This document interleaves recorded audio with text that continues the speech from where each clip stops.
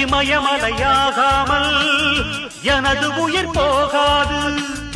சூரியன் தூங்கலாம், எனது விழி தூங்காது.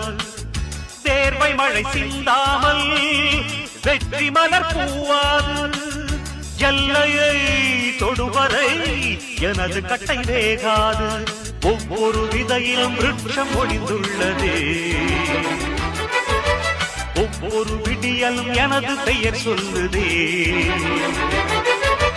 பணம் புகழும் உனது கண்ணை மறைக்கிறதே.